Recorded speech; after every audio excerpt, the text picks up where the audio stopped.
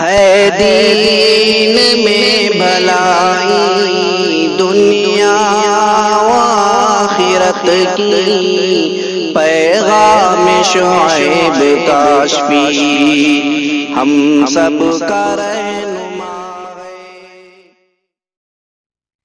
الحمدللہ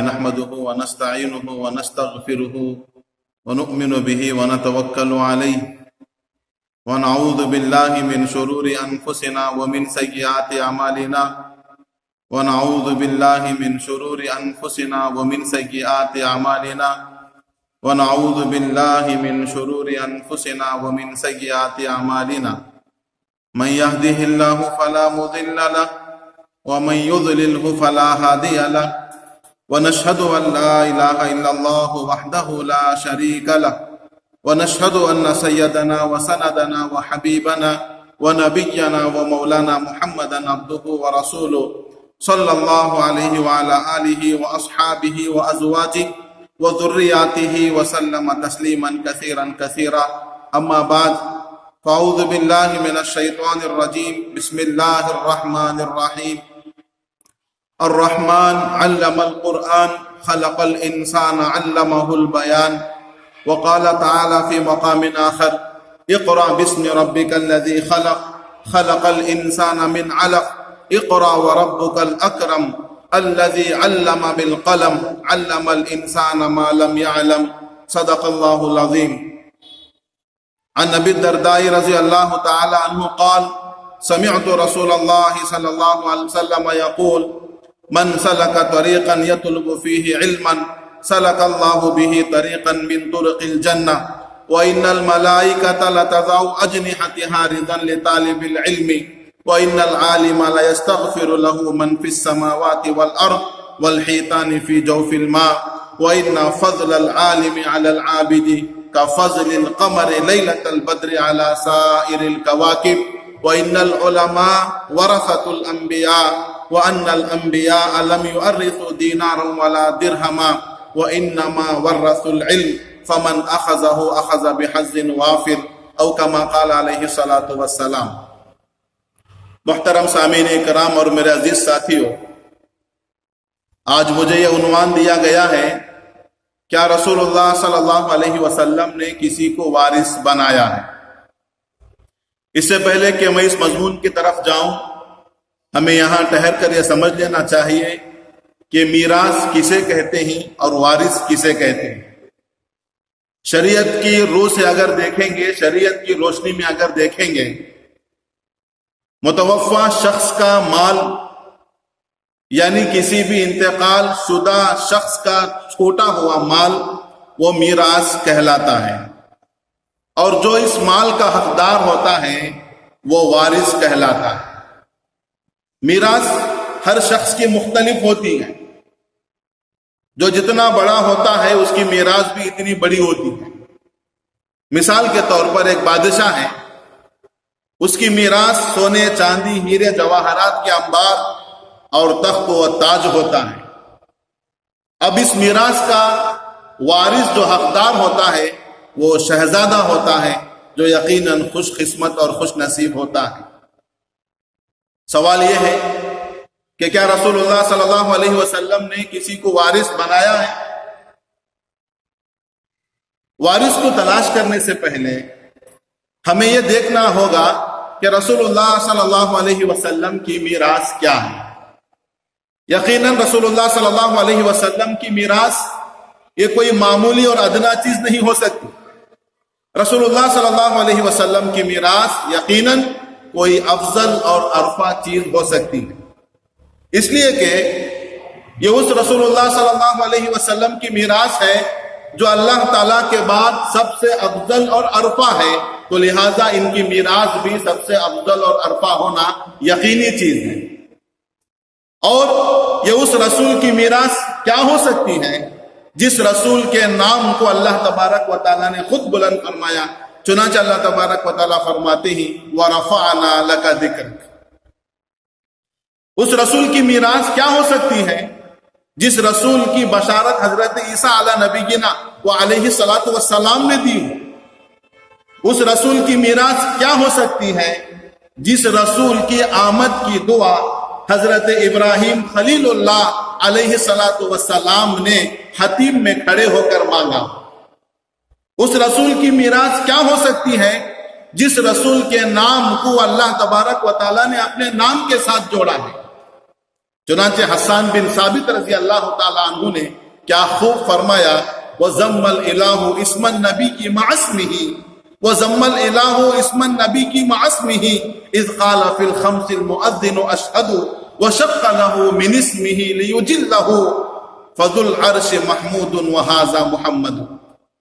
چنانچہ ایسے بلند و بالا رسول کی میراث قرآن گواہ ہے، رسول اللہ صلی اللہ علیہ وسلم نے خود فرمایا کہ میری میراث اور دیگر انبیاء کی جو میراث ہے وہ علم ہے۔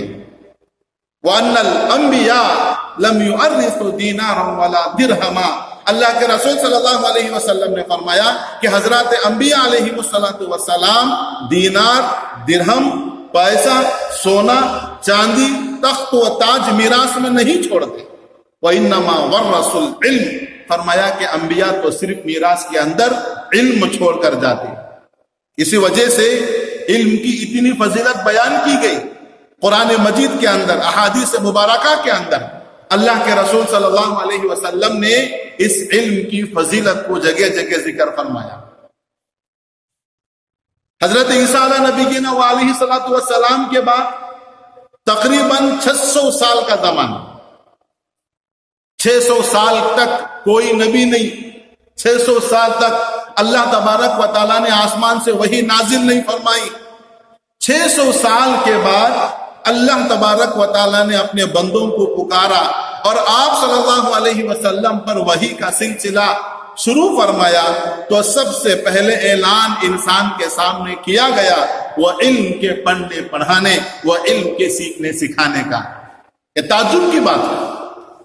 اگر آپ عرب کے مشاہدہ کریں گے، عرب کے حالات کو دیکھیں گے، تو عرب کے حالات کے پیش نظر پہلا اعلان توحید کا بھی ہو سکتا تھا، پہلا اعلان رسالت کا بھی ہو سکتا تھا، پہلا اعلان باس بادل موت کا بھی ہو سکتا تھا، پہلا اعلان عبد اللہ، پہلا اعلان اذکر اللہ، پہلا اعلان اشکر اللہ، پہلا اعلان بلغوا وجاہدوا بھی ہو سکتا تھا۔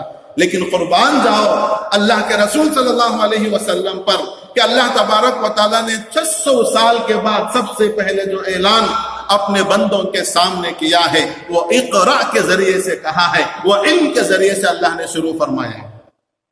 چنانچہ اللہ کے رسول صلی اللہ علیہ وسلم پر سب سے پہلے وحی جو نازل ہوتی ہے، اللہ تبارک و تعالیٰ کا فرشتہ اللہ کے نبی کے پاس یہ وحی لے کر آتا ہے، اقرا بسم ربک الذی خلق خلق الانسان من علق اقرا وربک الاکرم۔ آپ پڑھیے اپنے رب کے نام کے ساتھ جس نے آپ کو پیدا فرمایا۔ خلق الانسان من علق، وہ خدا جس نے انسان کو یہ خون کے لوترے سے پیدا فرمایا۔ اقرا وربک الاکرم، آپ پڑھیے قرآن مجید کو، آپ کا رب بڑا کریم ہے۔ علماء نے ایک معنی یہ بھی لکھا ہے اقرا وربک الاکرم، آپ پڑھیے، اس میراث کو حاصل کیجئے، اللہ تبارک و تعالیٰ آپ کا اکرام کرائے گا، اللہ تبارک و تعالیٰ آپ کو عزتیں بخشے گا۔ چنانچہ یہ بات بالکل سچ ہے۔ حضرت آدم علیہ نبینا و علیہ السلام کو اللہ تبارک و تعالیٰ نے مسجود الملائکہ جو بنایا، اس کی وجہ کیا تھی؟ آپ دیکھیں گے قرآن مجید اٹھا کر حضرت آدم علیہ نبینا و علیہ السلام کو اللہ نے جو اکرام بخشا ہے، اللہ نے جو عظمتیں بخشی ہیں، اللہ نے جو فضیلتیں بخشی ہیں، وہ اسی علم کی بنیاد پر ہے۔ چنانچہ اللہ تبارک و تعالیٰ قرآن میں فرماتی وَعَلَّمَ آدَمَ الْأَسْمَاءَ، ہم نے سب سے پہلے آدم کو اسماء کا نام سکھایا، ہم نے سب سے پہلے آدم کو اسماء علم عطا فرمایا۔ تو چنانچہ اسی علم کی بنیاد پر اللہ تبارک و تعالیٰ نے حضرت آدم علیہ السلام کو مسجود الملائکہ بنایا۔ فرشتوں کے مقابلے میں ان کی فضیلت اور ان کی عظمت کو اللہ تبارک و تعالیٰ نے ظاہر فرمایا۔ تو چنانچہ سب سے پہلے وحی کے ذریعے اعلان اللہ نے فرمایا آنے والی پوری قیامت تک کی امت کے سامنے، اپنے بندوں کے سامنے، اقرا وربک الاکرم، آپ پڑھیے قرآن مجید کو، علم حاصل کیجئے، میرے نبی کی وراثت کو حاصل کیجئے، اللہ تمہارے عزتیں عطا فرمائے گا، اللہ تمہارا اکرام کرائے گا، جیسے اللہ نے حضرت آدم کو اکرام کرایا ہے، اللہ نے ان کو عزتیں بخشی ہیں، جیسے اللہ تبارک و تعالیٰ نے حضرت داؤد علیہ نبینا علیہ السلام اور حضرت سلیمان علیہ السلام کا اکرام کرایا ہے۔ چنانچہ قرآن گواہ ہے، اللہ تبارک و تعالیٰ فرماتے ہیں وَلَقَدْ آتَيْنَا دَاوُودَ وَسُلَيْمَانَ عِلْمًا، کہ ہم نے داؤد و سلیمان کو علم عطا فرمایا، تو علم کو حاصل کرنے کے بعد اس کے شکرانے میں انہوں نے اللہ تبارک و تعالیٰ سے، ان دونوں نے یوں کہا وَقَالَ الْحَمْدُ لِلَّهِ الَّذِي، تمام تعریف اس اللہ کے لیے ہیں، فَضَّلَنَا عَلَى كَثِيرٍ مِّنْ عِبَادِهِ الْمُؤْمِنِينَ، اپنے نیک بندوں میں جس نے ہمیں فضیلت بخشی۔ مفسرین نے لکھا ہے حالانکہ حضرت داؤد علیہ السلام، حضرت سلیمان علیہ السلام، اللہ تبارک و تعالیٰ نے ان کو بادشاہت عطا فرمائی، یہ وقت کے بادشاہ تھے، اور ایسے اللہ نے بادشاہت عطا فرمائی، دوسری اور کسی کو ایسی بادشاہت اللہ نے نہیں عطا فرمائی۔ ان کی بادشاہت صرف انسانوں پر نہیں، ان کی بادشاہت جناتوں کے اوپر بھی، ان کی بادشاہت ہواؤں کے اوپر بھی، ان کی بادشاہت پرندوں کے اوپر بھی، لیکن اس بادشاہت کو حاصل کرنے پر انہوں نے اللہ کے سامنے شکر ادا نہیں فرمایا، اور یوں نہیں فرمایا کہ اللہ تو نے ہمیں اس بادشاہت کے ذریعے فضیلت بخشی، ایسا نہیں فرمایا، لیکن جب اللہ نے ان دونوں کو علم سے نوازا، یوں دونوں کہنے لگے وَقَالَ الْحَمْدُ لِلَّهِ الَّذِي فَضَّلَنَا عَلَى كَثِيرٍ مِّنْ عِبَادِهِ الْمُؤْمِنِينَ۔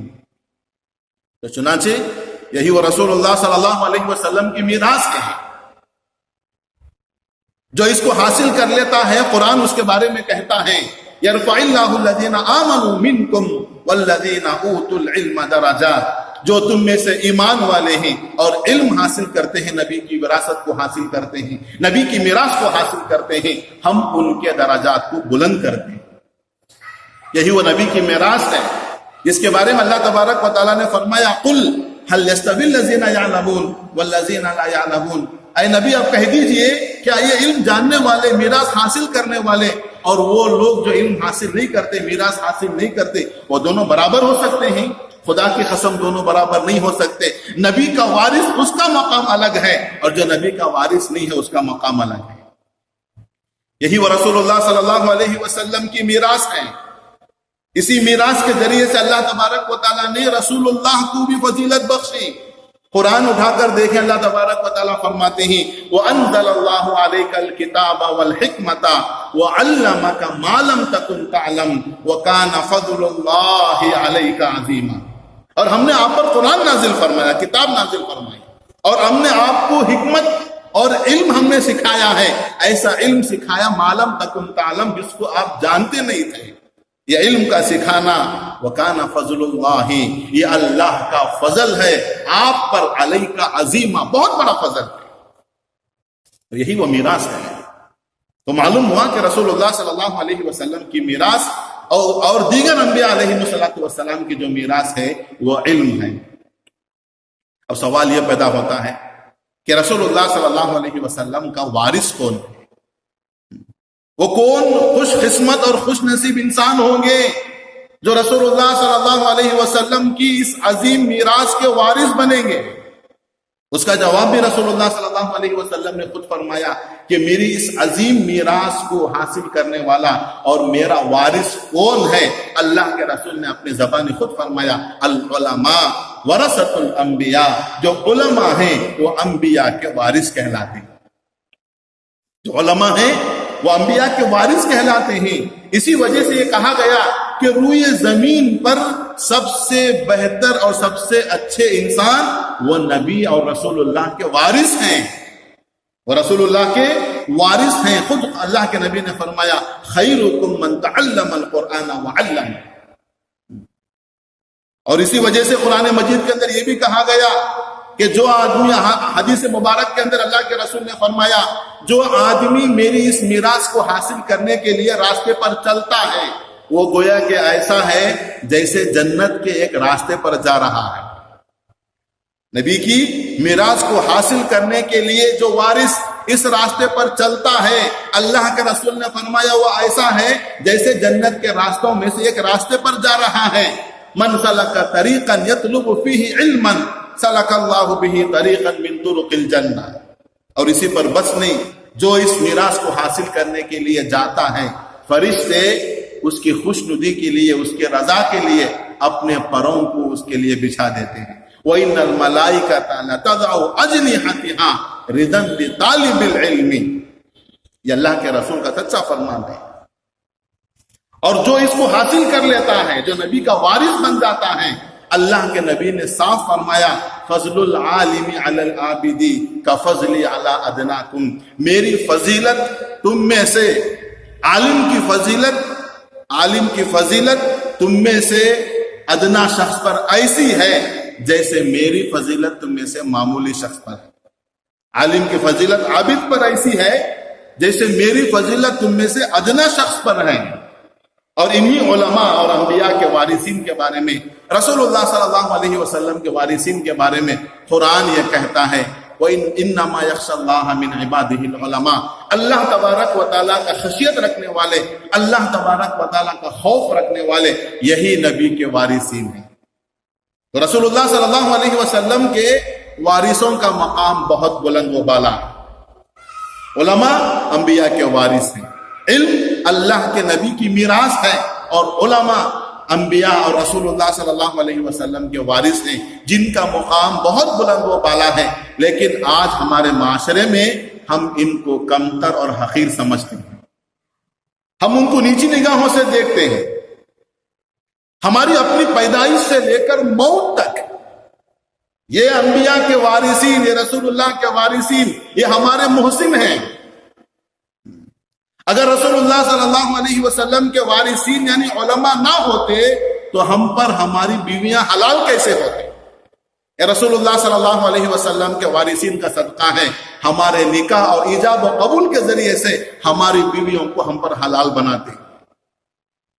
اگر یہ رسول اللہ صلی اللہ علیہ وسلم کے وارثین نہ ہوتے تو جو بچے ہمارے پیدا ہوتے ہیں ان کے کانوں میں سب سے پہلے اللہ کی بڑائی کی اور اذان کی آواز کون کہتے؟ یہی انبیاء کے وارثین ہیں۔ ذرا سوچو، اگر یہ انبیاء کے وارثین نہ ہوتے تو ہمیں حلال و حرام کی پہچان کون کراتا؟ ذرا سوچنے کی چیز ہے، اگر یہی انبیاء کے وارثین اور رسول اللہ صلی اللہ علیہ وسلم کے وارثین نہ ہوتے تو ہمارے جنازے پر کھڑے ہو کر ہماری مغفرت کی دعا کون کرتا؟ یہی رسول اللہ صلی اللہ علیہ وسلم کے وارثین کا صدقہ ہے۔ تو لہٰذا ہمیں اس بات کی کوشش کرنا ہے، اور یہ پکی نیت اور یہ عزم ہمیں لے کر جانا ہے کہ ہمارے گھر کے اندر بھی ہم کوشش کریں کہ ہمارے گھر کے اندر بھی ایک رسول اللہ کا وارث پیدا ہو، بلکہ ہر گھر کے اندر ایک رسول اللہ صلی اللہ علیہ وسلم کا وارث ہونا چاہیے۔ اس سے بڑی دولت اور کیا ہو سکتی ہے دنیا کے اندر کہ ہمارے بچے رسول اللہ کے وارث بن جائیں۔ اسی وجہ سے اللہ کے نبی نے فرمایا خذوا من العلم قبل ان يقبض العلم وقبل ان يرفع العلم، علم حاصل کرو قبل اس کے کہ علم کو اٹھا لیا جائے، علم کو واپس لے لیا جائے۔ موقع ہمارے پاس ہے، ہم کوشش یہ نیت کریں کہ ہمارے بچے علم دین حاصل کرنے والے بنے، نبی کی میراث میں حصہ لینے والے بنے، اور نبی کے وارث دنیا اور آخرت کے اندر کہلائیں۔ تو اللہ کے نبی نے فرمایا علم کو حاصل کرو اس سے پہلے کہ میری میراث کو دنیا سے اٹھا لیا جائے۔ سوال یہ پیدا ہوتا ہے کہ علم اللہ تبارک و تعالیٰ کیسے اٹھا لیں گے؟ قرآن حدیث پاک کے اندر اللہ کے نبی نے اس کی بھی مثال بیان فرمائی۔ ان اللہ لا يقبض العلم انتزاعا ينتزعه من العباد، اللہ تبارک و تعالیٰ اپنے بندوں سے اچانک علم کو نہیں اٹھا لیں گے کہ ان کے سینوں سے، ان کے ذہنوں سے علم نکل چکا، غائب ہو چکا۔ ایسے اللہ تبارک و تعالیٰ اچانک اپنے بندوں سے علم کو نہیں اٹھائیں گے۔ تو علم اللہ کیسے اٹھائیں گے؟ آگے حدیث میں سرکار دو عالم صلی اللہ علیہ وسلم نے فرمایا لیکن یقبض العلم بقبض العلماء، اللہ تبارک و تعالیٰ علم کو اٹھا لیں گے علماء کے ذریعے سے، ایک ایک کر کے اللہ تبارک و تعالیٰ علماء کو ختم کر دیں گے۔ حتیٰ اللہ کے رسول نے فرمایا ایک زمانہ ایسا تم پر آئے گا اذا لم یبق عالم، ایک عالم بھی دنیا کے اندر باقی نہیں رہے گا، نہ نبی کی میراث باقی رہے گی، نہ نبی کا وارث باقی رہے گا۔ تو کیا حال ہوگا؟ اللہ کے رسول نے فرمایا جاہلوں کو لوگ اپنا پیشوا بنائیں گے، وہ خود بھی گمراہ ہیں اور وہ دوسروں کو بھی گمراہ کریں گے۔ ابھی رمضان المبارک کے اندر لاک ڈاؤن کا موقع تھا، مساجد کے اندر نمازیں روک دی گئی تھی، تراویح روک دی گئی تھی، اور عید کی نماز عیدگاہ کے اندر روک دی گئی تھی۔ ہم نے اپنے آنکھوں سے دیکھا ہے، ہم نے وہ منظر دیکھا ہے جو منظر اللہ کے رسول نے احادیث میں بیان فرمایا ہے کہ علماء کے ذریعے سے اللہ تبارک و تعالیٰ علم کو ختم کر دیں گے۔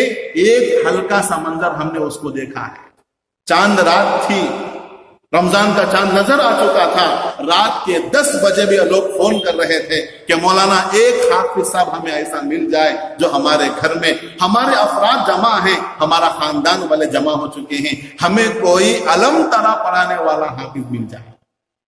لوگ ترس رہے تھے تاکہ ہماری تراویح صحیح ہو جائے، ہماری وقتیہ نماز صحیح ہو جائے۔ رمضان کا چاند نظر آ چکا تھا، عید کی نماز کا مسئلہ تھا، لوگ صبح ہوتے ہی پریشان تھے اور بار بار فون کر کے یہ کہہ رہے تھے کوئی ایک معمولی حافظ ہمیں ایسا مل جائے جو کم سے کم ہمیں عید کی نماز با جماعت پڑھا سکے، لیکن بہت سو کو ایسا بھی نہیں ملا۔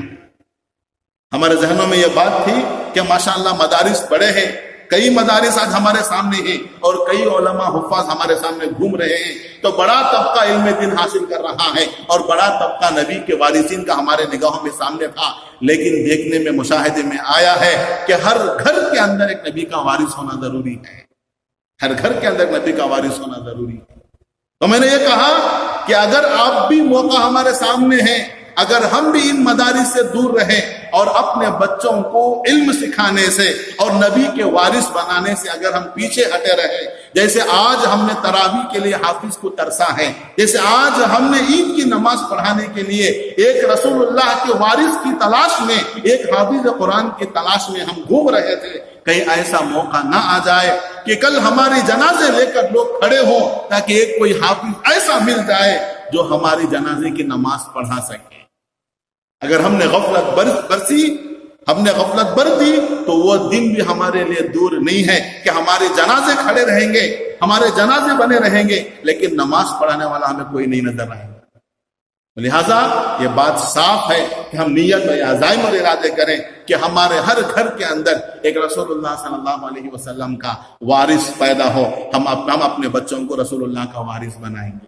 تو یہ ہمیں عنوان مجھے دیا گیا تھا، کیا رسول اللہ صلی اللہ علیہ وسلم نے کسی کو وارث بنایا ہے؟